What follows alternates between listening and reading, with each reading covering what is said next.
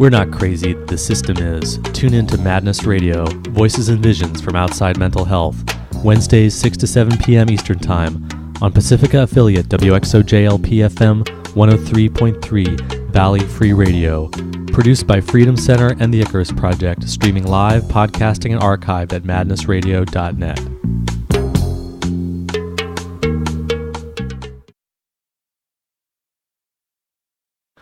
Thanks for tuning in to Madness Radio. This is your host, Will Hall, and today we're doing a show on sexual abuse. We're speaking with Angela Shelton, and Angela is the filmmaker of a great film called Searching for Angela Shelton. She's also got a new book coming out called Finding Angela Shelton, where she went around the country to make a documentary about women's lives and met all these different people who had the same name as her and then discovered that they shared this common experience of sexual abuse. So we're going to be speaking with her about that. And Angela Shelton is an activist, artist, and superhero. She is an actress, writer, model, dancer, and director.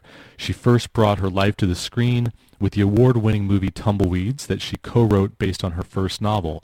The film won the Filmmakers Trophy at the 2000 Sundance Film Festival and brought the lead actress, Janet McTeer, an Academy Award nomination and a Golden Globe win.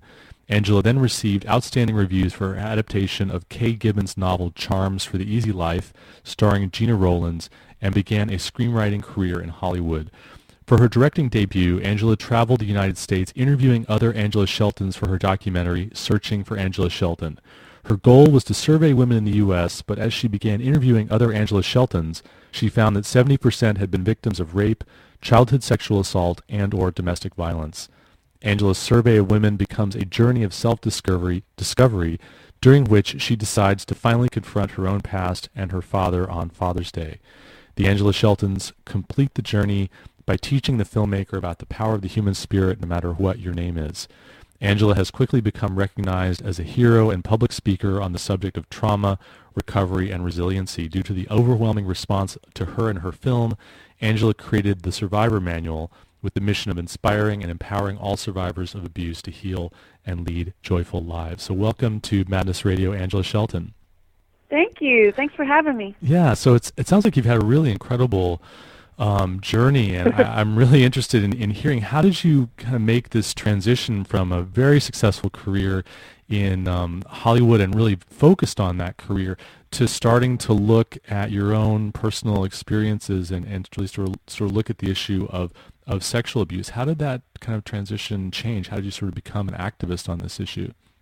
Oh, wow. Well, I was thrown into it in many levels against my will. It's kind of like when the tornado comes and removes your house, you have to face some things. I wanted to make a movie, honestly. It was the writer's strike in 2001. It actually never really happened. Right now, in 2007, it's actually happening. But in 2001, there was a threat of a writer's strike. And when you strike, you can't work. So as a screenwriter, I couldn't take any screenwriting jobs.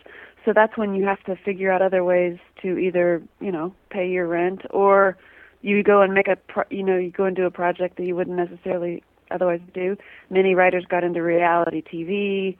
A lot of them did documentaries, and I chose to do a documentary. And I honestly was going to just survey women in America.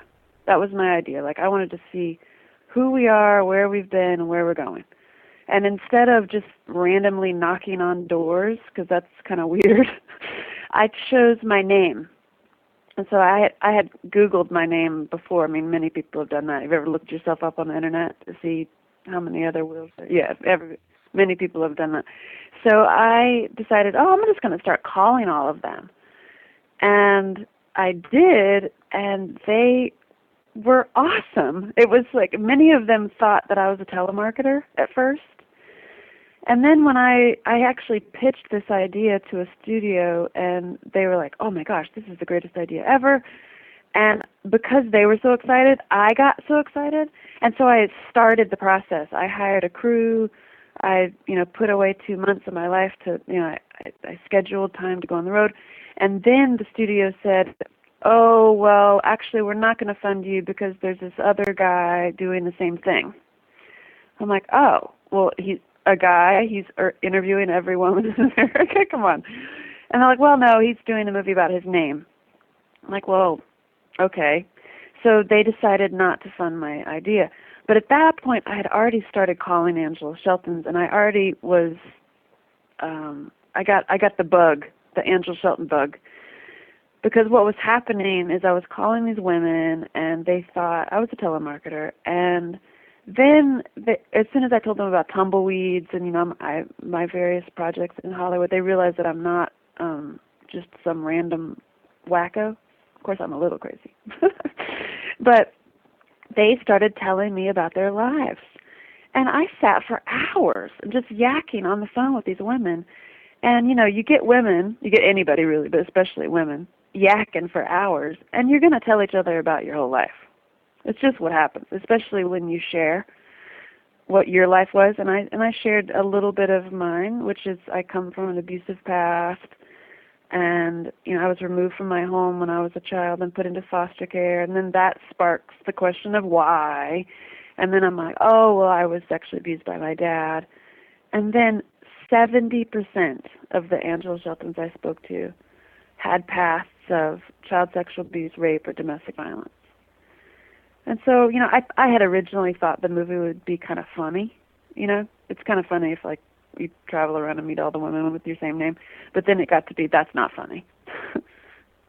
And then there was an Angela Shelton that I called who was tracking sexual predators. And she lived in the same town as my father, literally about 5 miles from him. So that made it personal. So that's what threw me into my own story, because I was not even planning on being in the movie. I wanted to be the director. I wanted to direct my first movie and prove that I could do it. But when it became personal, for the sake of the film, I had to talk about my own story. So there was kind of an element of fate that was involved here, it sounds like. Yeah, an understatement, yeah. I think I'm constantly like, oh, thanks, gee whiz, thanks, universe. Well, when you say you have a history of sexual abuse, were you living with the effects of that? I mean, do you have trauma symptoms, and are you sort of struggling with the scars and after effects of having had that experience with your father? Honestly, I didn't even realize it. That's what my book is about. The film, Searching for Angela Shelton, really is my journey of meeting all the Angela Sheltons and I go and confront my father on Father's Day. Because, again, fate, we arrived to that Angela Shelton's town, who lived in the same town as my dad. We arrived on Father's Day. So that's, again, like, what? That's just, it got too weird to be weird anymore. You know what I mean? Mm-hmm. And so I confront him on Father's Day, and then my book is about my own personal journey. Because, to be honest, I mean, you know about trauma. There's many times you could be going through traumatic things and not even realize it. I had been in one verbal abusive relationship after another. I was a self-mutilator. I wasn't not a cutter, but I was a slapper. But, I mean, after researching trauma for so long now, it's all under the umbrella of self-abuse, And here I was, a self-abuser. I never told anybody that. I have my, big fancy Hollywood therapist, and I was talking about, my dating problems and my issues with my dad on a bigger scale, but never like, how is it really affecting your life? How is that really causing you to, I was a chain smoker. I smoked 2 packs a day. I was deeply affected by it, but not addressing it. I always call it like strawberry butter. Like you just put strawberry butter over everything. Like, oh yeah, I'm fine. I'm fancy. I have a big career, and I'm on camera all the time, and I'm funny, and I'm attractive. Nothing's wrong with me. Yeah, right. So you had developed all these really successful coping mechanisms that helped you kind of keep it out of mind and sort of stay in denial about the connection between some of the problems that you were having and this past history. And it's interesting that you had a therapist, but the therapist didn't ever really kind of brought this to your attention or helped you make connections. It was not something that came up in the therapy. Well, actually, I mean, it always came up because it always goes back to that. But what I never talked about, I never even told my therapist that I was self-abusing. You know, I wasn't honest with myself. But by making the movie sparked the conversation. And then in the book I tell like how I was faced with it. Like I really, all those Angela Sheltons, like that's why my life is like so funny, because my jokes come around and smack me on the head. Because here I made a joke, right?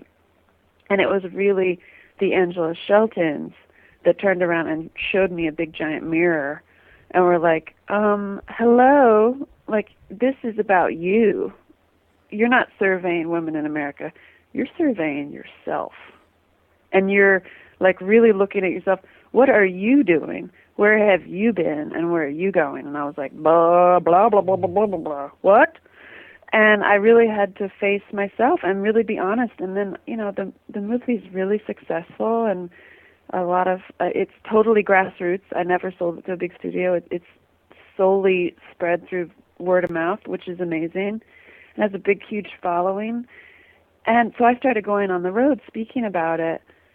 And here I was still smoking and still, you know, hating myself and had the negative thought patterns. And so I really the movie made me change my life. I had to, because I cannot be a hypocrite. I mean, I had to really face some things. So it boiled down to, well, how do you do that? Really? So are you still in touch with the women that you interviewed, or did they really play a role in helping you yourself go through this process? Or were you sort of guided by them, and did you learn a lot from them in terms of how they worked with their own abuse histories? Some of them I'm still in touch with, but the main one that really we changed each other's lives is the anonymous Angela Shelton that nobody ever sees. And she tends to be everybody's favorite too, but you never see her, and she's an alcoholic, and the movie actually starts with her, because I kind of narrated the movie with our phone conversations, and I spoke to that Angela more than any other Angela by far, and from our very first phone conversation of me leaving a message for her about the movie idea, and then her calling me back, from that point on, for like years, she called me all the time, drunk.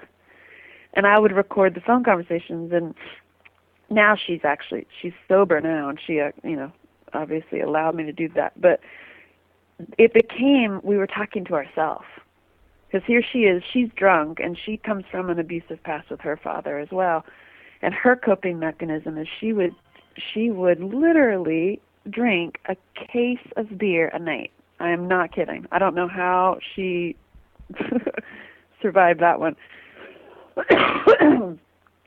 So she's drinking a case of beer, and I, you know, am in abusive relationships, not physically, but it doesn't matter. It's all, you know, mine was verbally abusive. And I hated myself, and I was smoking cigarettes and self-abusing, and we're literally talking to ourselves. So that's actually what I go into much more detail about when I wrote my book, of like being really honest of like, okay, you know what? I was actually not healthy. I appear to be. But now the great thing of the movie forced me to get better, and I'm so appreciative of it. Actually, that's why I travel, because it's my service work. You know, that's why you're in the basement doing this radio show, you know? It's like you do your service work, you know? And she really changed my life, because I really got that my frustration with her, and I would get so irritated with her. Like, I'm like, you are the cutest thing, because I'm the only one who's met her, you know? I actually physically met her. She's adorable. And she literally, her favorite term is calling herself lower than a dog. She's like, I'm a piece of crap, I'm lower than a dog. And I'm like, Angela Shelton, would you shut up? You are so cute, and you're so adorable. You have so much going for you. Why are you beating yourself up? Well, guess what? After a while, I'm like, hello, I'm talking to myself. And then she would tell me the same thing. And after a while, it's that moment of like, oh, we're talking to ourselves. Oops.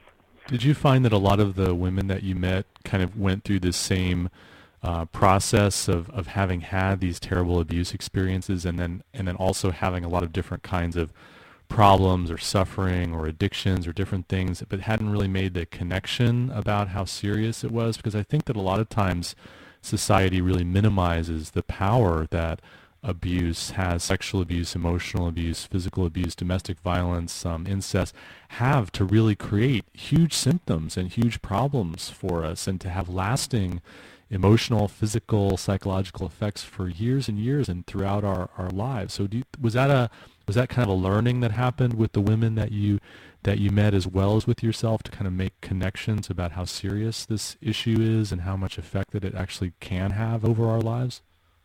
That was what I learned while I was on the road. Because, I mean, I've been working on this film now for 6 years. Well, it's moved past the film. It's now it's not a movie, it's a movement, and now the book. It's like, while I was on the road, that's what I saw. Because, I mean, I've had thousands and thousands of emails. I mean, when I was on Oprah and then 48 Hours and then Lifetime, you can't even imagine the emails that come in. I mean, oh my gosh, I crashed 4 servers.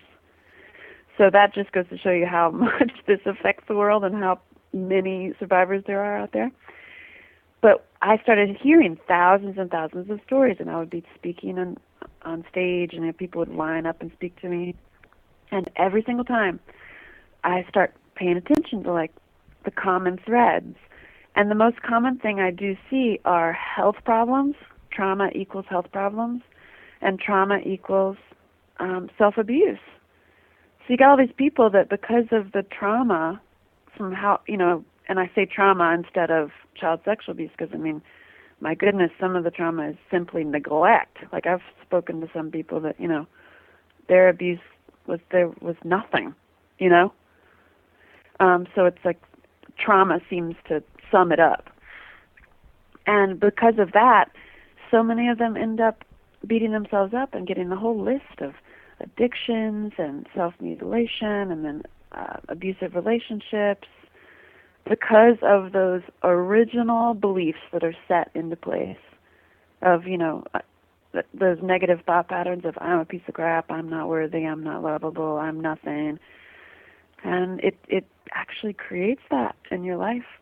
But the health problems are also what fascinates me. I'm sure that you see that a lot too. When you actually get physically sick.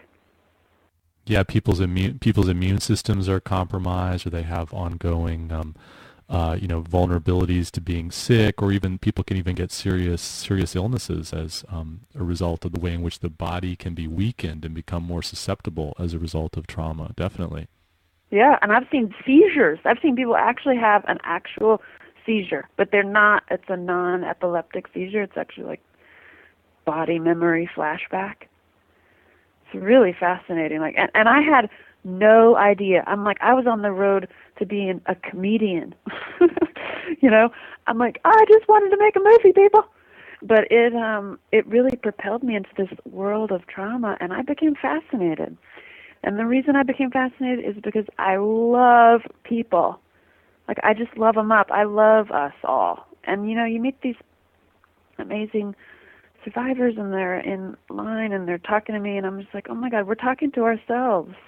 We're all going through these issues. It's amazing how we are all going through it, and then we need to just talk about it, because once we start breaking the silence, then we can break the cycle. And there's a lot of people in pain, and it just breaks my heart.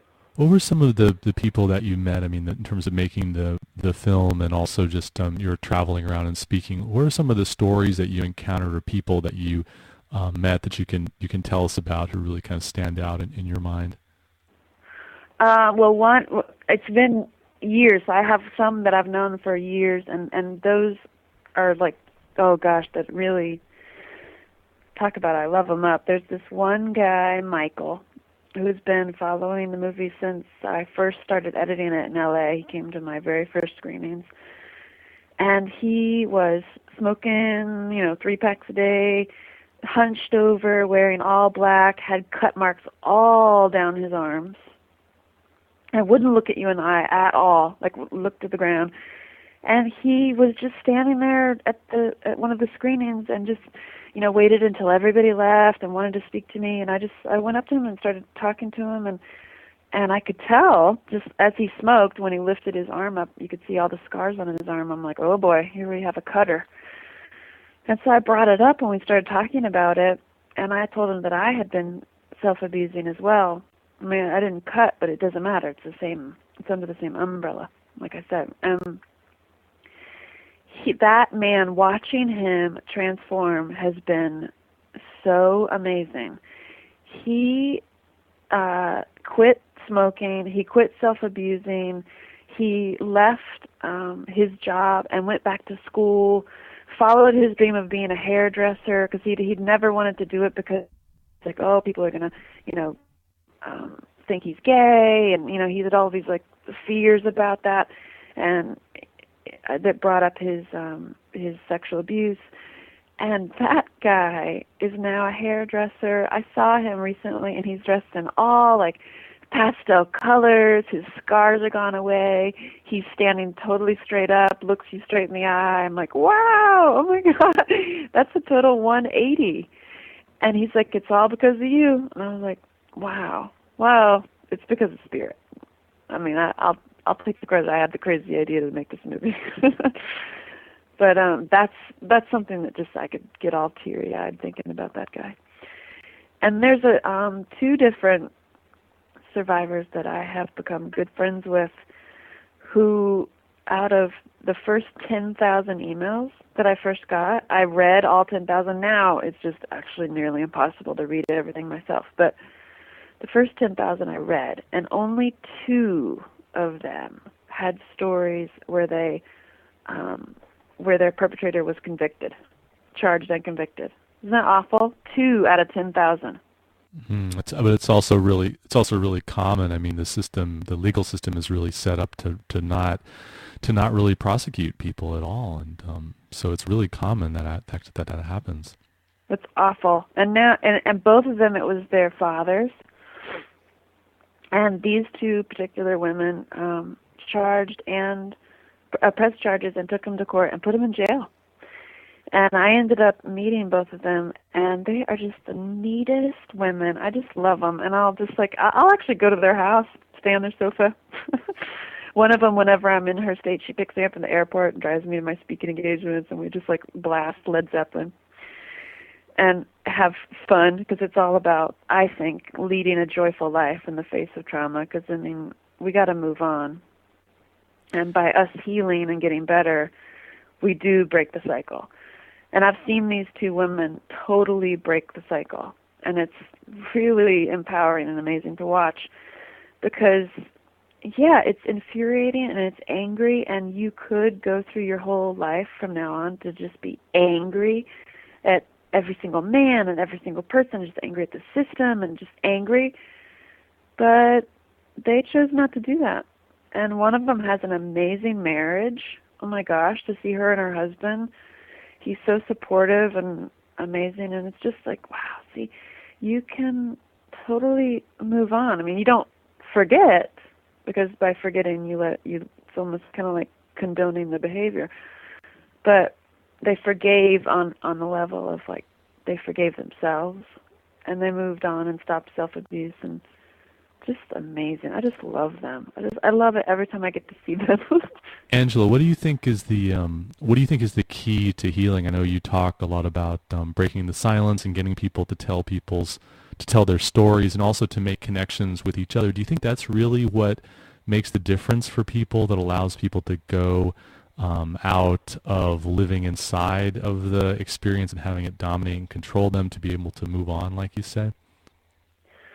I think connection with your peers is one element. I think connection to spirituality, arts, animals, nature. Generation 5 has a list of connections too, which I think that are really true. I think it's 5 things: art, nature, animals, spirituality, and peers with similar lived experience. But from what I've seen, and me personally, what has helped me the most is the negative thought patterns in your head, of addressing that, because there's really that time where the therapist is on vacation, when you don't have a lover, when your family's all gone or dead, and you're totally alone. It is all what you're saying to yourself in your head. And that by far has been the most helpful for me. And doing that work, like EMDR, I find really helpful.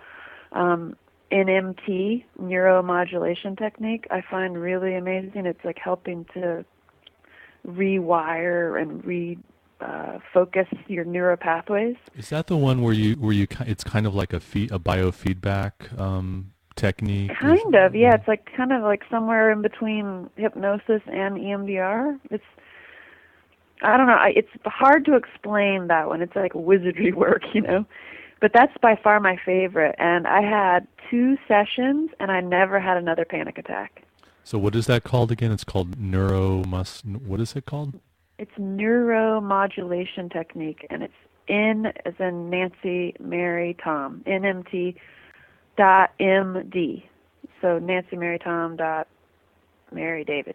Yeah, it's interesting. I just listening to you talk, I'm reminded of a dream that I had actually last night, where I ran across several copies of a book called Feeling Good by David Burns, and you mentioned taking charge of the negative thought patterns that you have and belief patterns. And people who listen to my show know that I'm very skeptical of a lot of mental health therapies and traditional approaches and mainstream approaches. And actually this book, Feeling Good, actually comes from cognitive behavioral therapy. So it's a pretty mainstream approach, but actually I found it pretty effective and pretty helpful. It's just a way of you take a look at the things that you're telling yourself, and you learn how to write them down, and then you just take them apart one by one. Well, wait a second, I can't be a piece of crap because I'm not. I'm actually a human being, and then I'm not 100% bad because I can list these good things about myself. And you sort of undermine that negative voice that you've got in your head. So it's called Feeling Good by David Burns. So I just wanted to put that out there. I love it. I'll put it on the Survivor Manual. Yeah, it's an interesting book. I wouldn't swallow it 100%, but I think in terms of finding bits and pieces that are useful, I think it's been really helpful for me. Angela, there's a moment in your film that's very powerful and interesting, and I want you to tell us more about that, where you actually end up confronting your father. Can you tell us the story of how that went? Well, see, that's the deal with being a radio host. I get to ask like huge questions like that. Oh, sure, just tell us about confronting your father. How was that life-changing thing for you? Well, when we arrived to the town of that Angela Shelton who was tracking sexual predators, and we arrived on Father's Day, as a filmmaker, I have to go see my dad, because that's an amazing plot point. My God. That's the climax of the movie. But as a survivor and a daughter, I was sick. And I totally disassociated. I was not even walking on the ground. I was like a foot above the ground as I walked to the door. And it was mortifying. But there's like 3 things that happened. One is I disassociated, and I was like a little kid in front of my dad, like, bleh, like the big gulp. Like I can't get the words out to say. And then there's the filmmaker side that's like, oh my gosh, when you see the movie, it's actually kind of funny. I think I'm funny, but there's parts of the movie that are mortifying, but they're actually really hilarious, because my dad is just digging himself a hole. He's just sitting there. And as a filmmaker, I'm like, I cannot believe he's saying these things. I can't believe it. I can't believe he's this coming out of his mouth. It's just actually the most ridiculous. He's like, this is like Halley's Comet. Like, what? He's like literally reaching for the stars, literally. And then there was the part of me that's the adult female that was like, you know what? I do not have a dad. I have been searching through all these men in my life, trying to find that guy to fix everything. And you know what? It all boils down to this schmuck sitting next to me, who is the equivalent of a sperm donor. And look at, so many things were going through my head, and I go into much more detail in my book, because I wasn't able to do that in the movie. And I'm talking about like, oh my God, I cannot believe this. It's so clear to me that, like, my various relationships where I'm like trying to find the guy to fix me, and it all boils down to this guy who's my quote-unquote father, and he doesn't give a crap. He's a lying piece of crap. And, when I confronted my brother in the film, which is personally my favorite part of the movie, my brother came forward and was totally honest and about what happened with us as children. And now I have a awesome relationship with my brother. We went on vacation together twice. Like, it's awesome. That could have happened with my dad. I was totally open for that. Had he been honest and come forward, I could have gotten to that level. But you know what? I refuse to have bull in my life. You could reach a point when you're like, you know what? Enough already. I'm not going to sit across the Thanksgiving dinner table from you and listen to this bull anymore, unless you're going to come to the table. And so my dad didn't do that. He didn't want to party. He didn't want to come to the party. He wanted to lie and cheat and steal. And so I'm like, all right, well, you're a jerk, and goodbye. And he went off to church, and then I drove in the other direction in the RV, and, I moved on. And it took 3 years. It took 3 years of me editing the movie, and I fell face forward, flat on my face emotionally while I was editing this film. That's when I went through my catharsis, was watching all that footage of me and my dad over and over. And then I have this crazy anger outburst afterwards where I freak out in the film. They showed that clip on it on 48 Hours and Oprah, and so a couple people have seen that, where I freak out.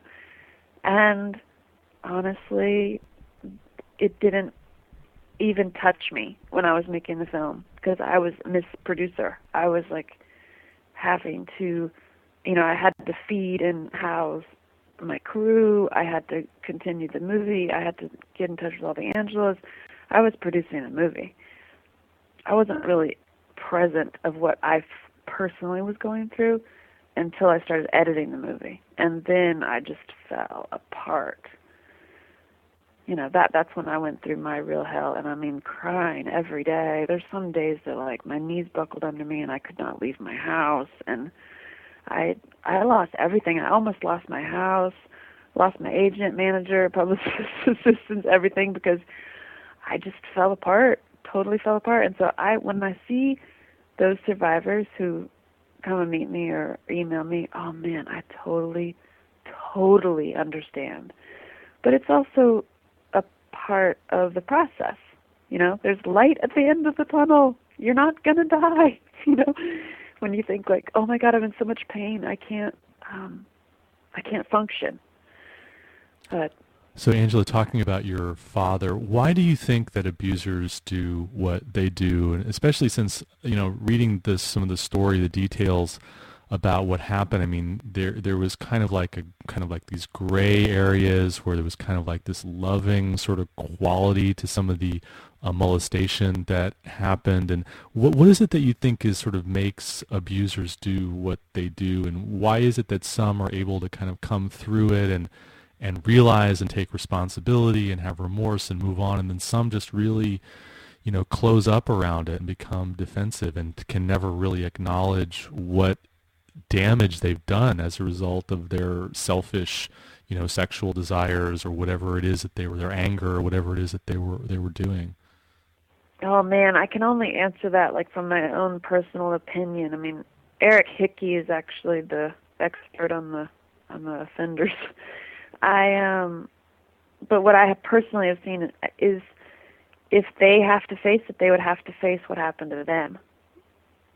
Not meaning that every single perpetrator has also been a victim, but many times that's the case. I mean, I have a theory that my dad was a victim by his grandfather, but that's my personal theory of like dissecting my family tree and like studying my whole family. I'm like, because I don't think abuse just falls out of nowhere. I think it's generational many times and passed down, And if you have to face what you're doing, that means you have to face your story. So, that some people can and some people just simply cannot. There's some survivors who get so angry when they're faced with stories because it brings up so much emotions for them. Instead of actually looking at it, you get angry and attack. Like in my speaking engagements, I came up with this analogy for the sword of trauma. It's like all these different various traumas are like getting pierced with a sword. And it's painful, and it's like a huge, giant sword, piercing your entire body. So that obviously affects you. It's hard to have relationships. You can't get close to somebody. The more you move around, it actually hurts you more, causes health problems. It makes living life uncomfortable when you have a sword sticking out of your body. But to remove it is a huge process. I mean, mine was a good 3 years of 100% work. And that's totally worth it, I think. But to remove the sword, many times it hurts worse coming out than it did going in. And people tend to be afraid of that pain. So it seems like people are afraid of crying and pain. Anything associated with, oh my gosh, I'm going to feel pain. But it's like, yeah, well, okay, a picture that you're pierced with a sword. We have to surgically remove that and pull it out of you. Which is worse, living with it for the rest of your life or removing it? And then I always say, when you remove it, then you have it. And, your sword is your pencil, your paintbrush, your electric guitar, your, insert creative word there, to use it with love instead of vengeance. Because, if we all turn vigilante against all the perpetrators in the world and we're like all angry, it's like, they won't come forward and they won't, feel remorse, we're going to kill them all. You'd be real busy taking care of all of them, because there sure are a lot of them. We talked about fate before, and you talk about the role of spirit in all this, and it really feels like there's some kind of destiny at work and some kind of synchronicity and just the coincidences and a real sense of fate. So can you tell us a bit about your perspective on the role of spirituality here, and the metaphor you just gave us is really how trauma can also on some level be a gift. It can be turned into the thing that gives you power and gives you contribution and leads you into a direction of service. And that's definitely something that's happened in your life with your story and the way you've turned all this around, and your abuse experiences and your trauma experiences have really guided you in a whole life path. So what do you think is the connection there in terms of spirit and why these things happen and what our fate and destiny might be around trauma and abuse?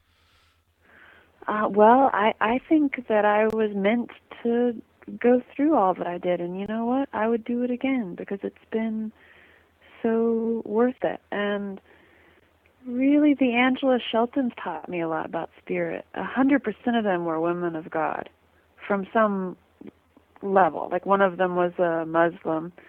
Most of them were Christian, and then some of them were really super spiritual women. I would call myself a spiritual woman.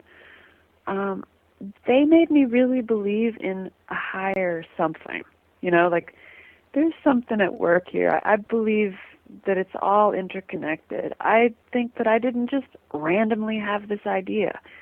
Actually, what I talk about a lot in the book are my dreams. Funny that you mentioned dreams. I had recurring dreams as I made this movie. And one of them was a nightmare where I was trapped in kind of like a dungeon-y, like the bowels of a castle with all these dark corridors, and I was looking for an escape route, which was very metaphorical of like what I was going through. And then one of the dreams I had, which ties in, I think, spirit and what's actually happening with this, is all of these people were trapped in these little corridors, these children little children and women were being trafficked by these like android-looking white men. Take what you will from that. That's very interesting. And I had found an escape route that led to the light. It was very, very dark, and then there was this tunnel that led out into the light. And so we distracted the men. They couldn't actually get to the women and children.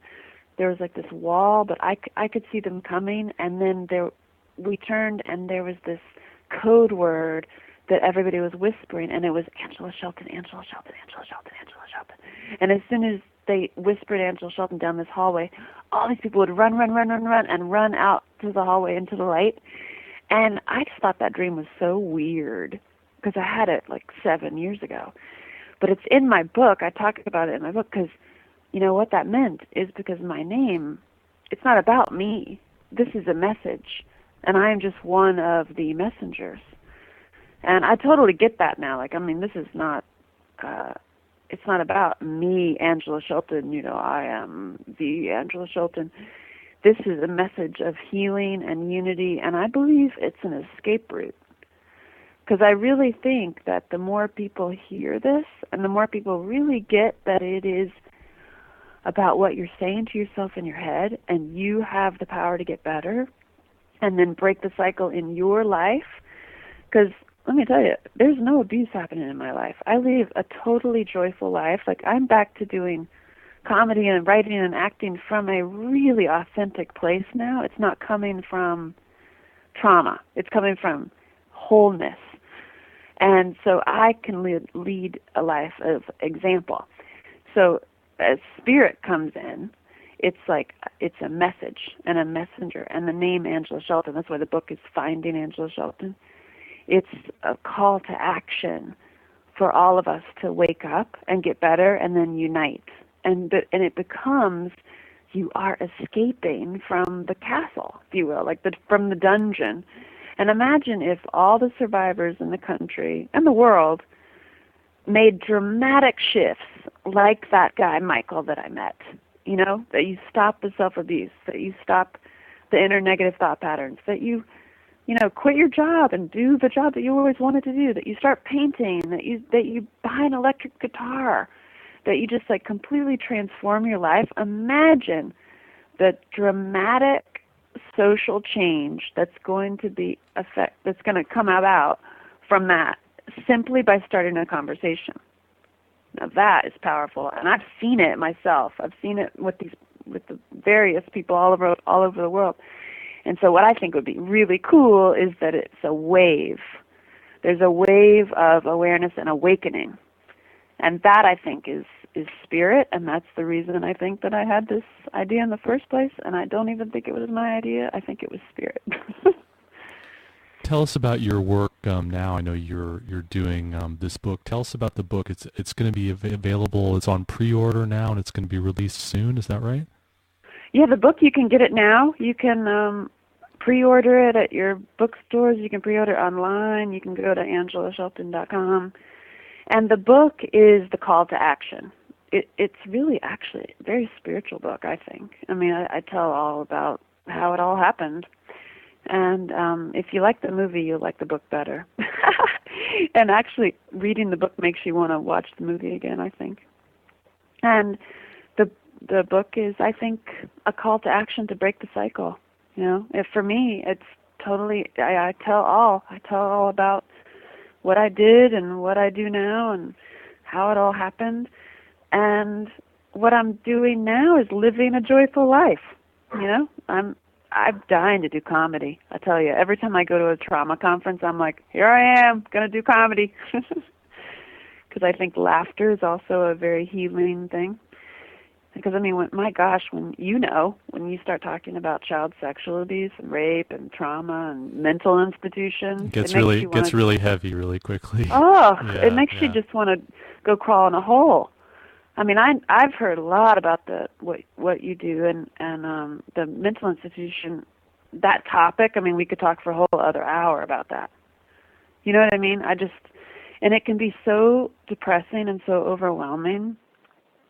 But I think we can make dramatic shifts with it and totally change it. I think you're by this radio show. you know? Well, thanks. Yeah, I mean, we're trying to. I mean, a lot of the story that you're telling and the way in which these connections happen and the power of people coming together as a community is really what my work is all about, and Freedom Center and Oryx's work and the Icarus Project. And so you mentioned the relationship to mental institutions, and I imagine that some of the people that you met must have also been in the mental health system and must have had bad experiences as from trauma from the mental health system.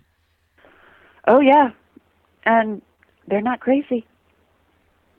You know? I mean, many times, that's a whole other subject, but I've heard that many times about how the family is hiding the abuse, you know? And they don't want to show that, like, Uncle Joe or Grandpa Danny or whatever is raping all the kids. So they put the kid or the young teenager in a mental institution to shut him up. I can't even tell you how many times I've heard that. So it's like, there's a conversation. There's like, let's stand on the mountaintops and create dramatic social change, you know? But you would have to then point the finger at the patriarch, you know? So it's like, oh my gosh, well, we're just going to have to address that we live in a patriarchal society? Oh my. You know?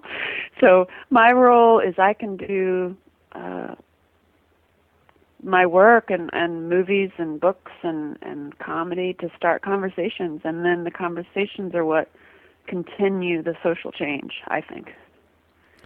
What kind of message would you give people who are listening to the show who are maybe, struggling with trauma in their own lives, or maybe they have friends who are struggling and who maybe haven't reached a point, friends or family or relatives who haven't reached the point of maybe trying to do healing work around their trauma and abuse experiences? What kind of message would you give them, people who are listening right now? That you do 100% have the power to transform your life, because if I did it, you can do it. And for me, it was the movie. I don't even take credit for that movie. I think Spirit made that movie, and the movie starts the conversation, and then finding Angela Shelton is my how-to. And then I started the Survivor Manual, which is the goal is to answer all the myriad of questions that come with surviving.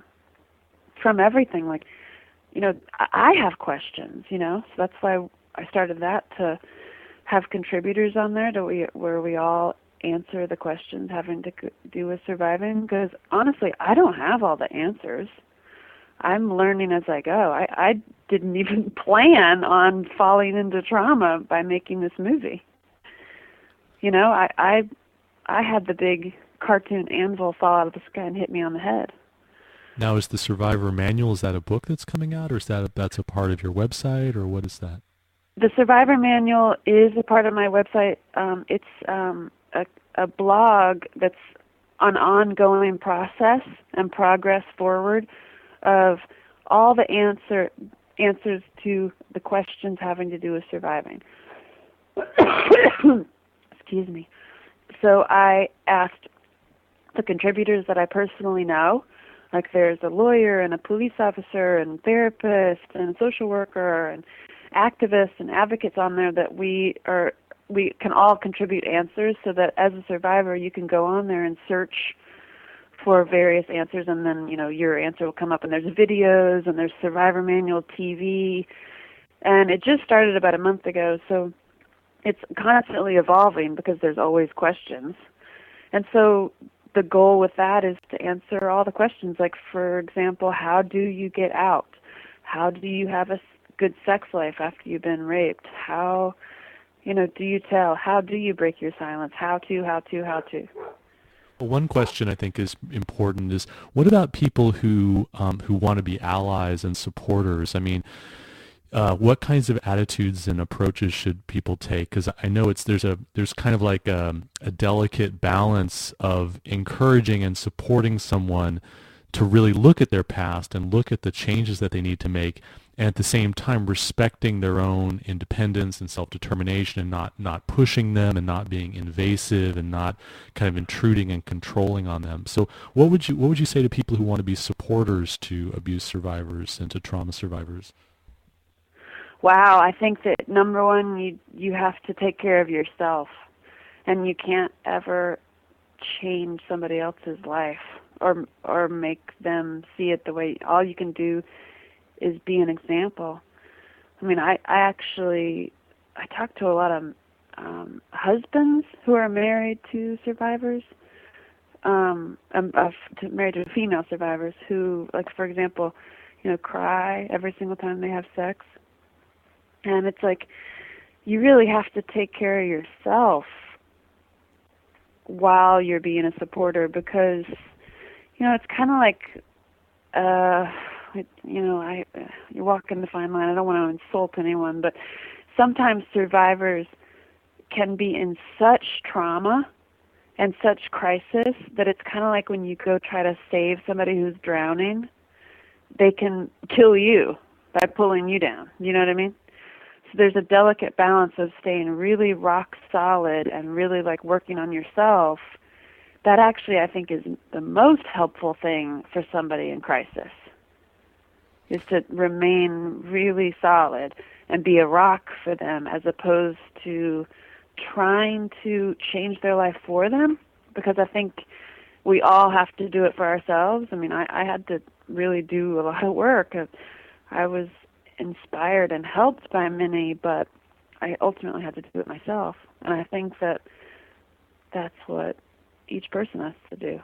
Angela, we are unfortunately just about out of time. So give us some the details on how people can find out more about your work and the website, and how they can remind us again of the name of the book and your web address, and getting in touch with you, and if people want to find out about ordering the film and all that. Cool. The best thing to find me is finding Angela Shelton. We're starting findingangelashelton.com for the book, and then there's angelashelton.com. And on there, you'll find the survivor manual and the movie that started it all, Searching for Angela Shelton, and then the book, Finding Angela Shelton. And then there is a Finding Angela Shelton challenge on there for all the people who are really dedicated in supporting the movement. That, like I said, it has nothing to do with me personally. It's a message. You can take on the challenge of getting this book into the hands of as many people as you possibly can to create a massive global healing. What a concept. So all of it is really at angelashelton.com, and I do a video blog that's kind of funny. And I promise not to shut up. Angela Shelton, thank you so much for joining us today on Madness Radio. Thank you. Thanks for what you do. You've been listening to an interview with Angela Shelton. Angela is a Hollywood actress and filmmaker who has directed and produced the film Searching for Angela Shelton. She also has a new book coming out called Finding Angela Shelton, and you can find out more about her work at angelashelton.com. That's about all the time we have this week on Madness Radio. Thanks a lot for tuning in.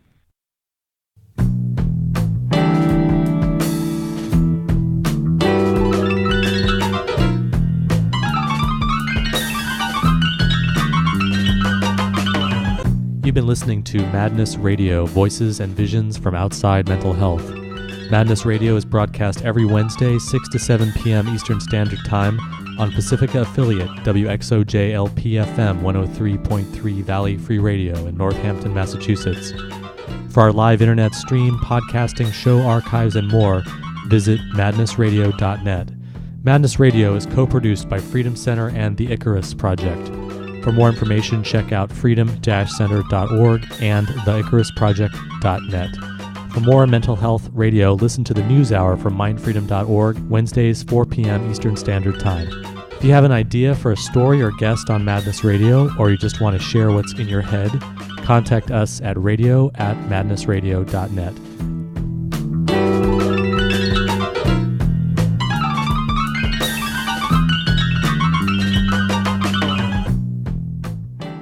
KWMD Kasilov, 90.7, Anchorage 104.5.